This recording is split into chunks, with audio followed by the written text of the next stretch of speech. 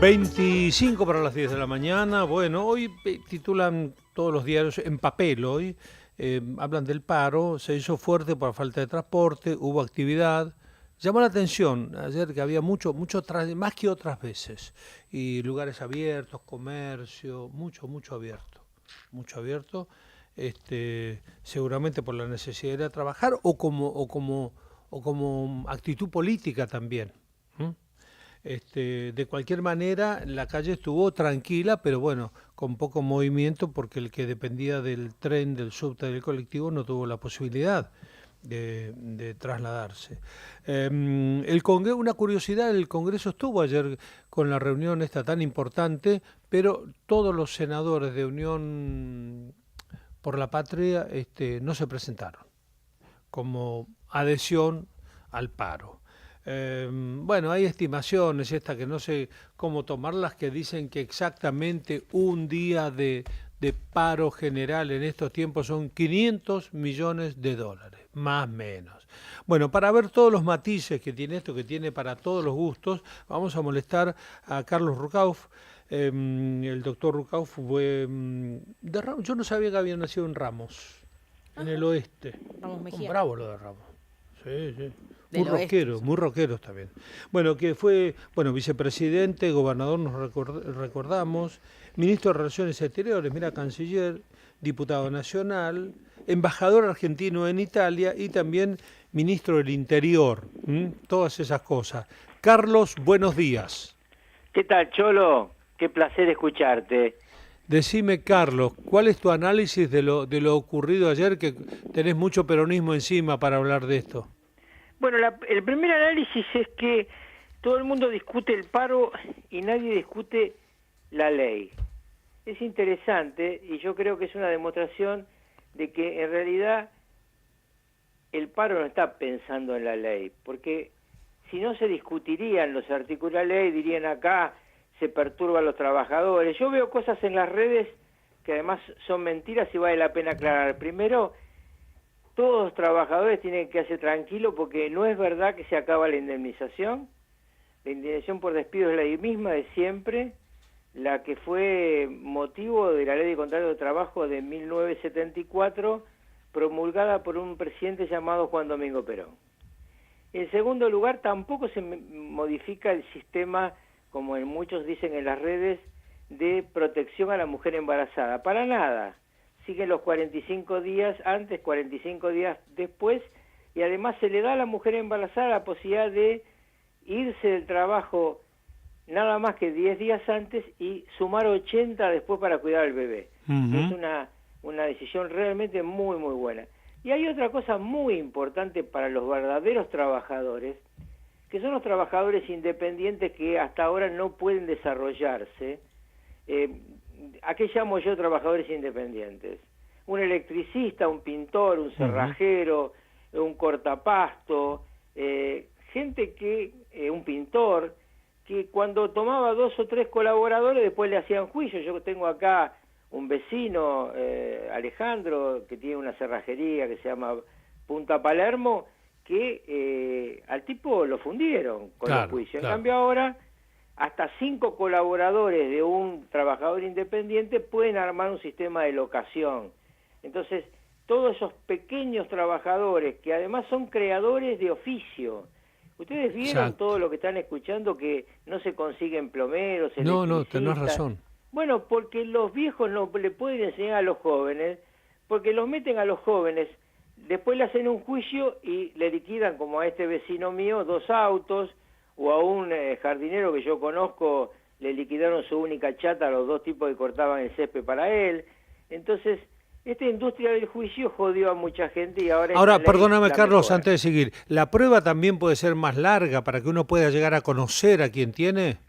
La prueba es la misma, salvo que se pacte distinto en la Convención Colectiva de Trabajo. Ajá. Y esto es aún más interesante y hace más inexplicable que los sindicatos se opongan, porque las 2 normas en las que algunos hacen hincapié, cambiar el sistema de contratación y cambiar el sistema de espera, depende absolutamente de la paritaria, es decir, de la Convención Colectiva de Trabajo. Entonces, ¿que los sindicatos no confían en ellos mismos? ¿Qué opinión tenés de este gremialismo que uno lo ve un poco, digo, dejemos a lado lo que significa tener quien te represente y te defienda, pero estos personeros gremiales? Bueno, evidentemente hay un problema de lo que Lorenzo Miguel llamaba el drama de desplazarse, ¿no? A Lorenzo Miguel siempre le decían, ¿y por qué no te vas de tu casita de la calle Murriondo en Villa Lugano? Y porque él decía, porque yo tengo que estar cerca de los trabajadores de Claro. Camea, tengo que estar cerca de los trabajadores de mi empresa. Rucci nunca aceptó mudarse de su casa humilde. Y yo creo que cuando vos empezás a caminar otros andariveles, empezás a ver la vida de otro modo y Claro. sos mucho más influenciable. Ujú. Sí, y además, ¿vos crees que debería haber un límite en que te reelijan o que te elijan como representante de un sector, de un gremio?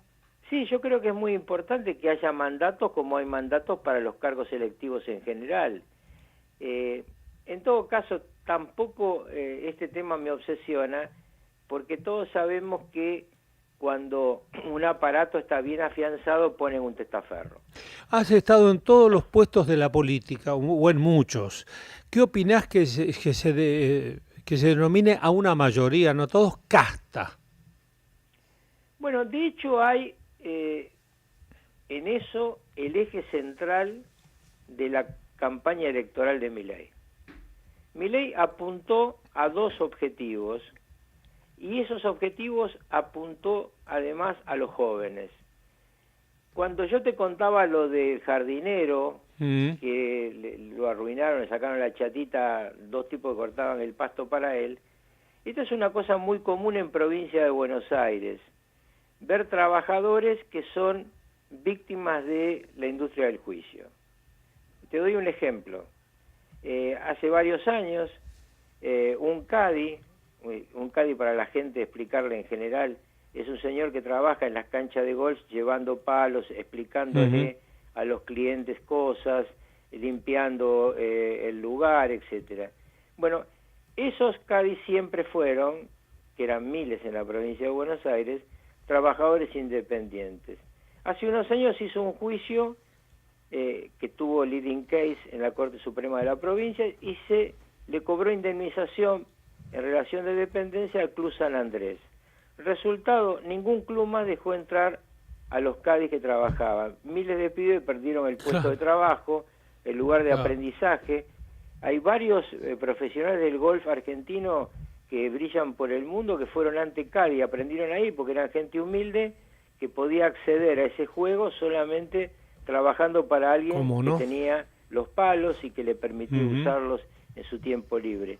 Hay un montón de cosas injustas que hizo que haya millones de jóvenes peronistas que o se fueron a no votar o votaron por Milei, porque Milei le planteaba una verdad, es que aquellos que decían que los defendían no los defendían. Vino Menem. Menem nos hizo entender que no teníamos teléfono, que no teníamos, que el agua corría por unos agujeros en la tierra, que era, bueno, todo un montón de cuestiones que hubo que modernizarse. Se va Menem, lo demonizan a Menem de una manera pocas veces vista, y ahora hay como una reivindicación de aquello de lo cual formaste parte. Bueno, porque la mentira puede durar un tiempo, pero no dura siempre. Y el mejor presidente de la democracia recuperada en 1982 fue Carlos Menem.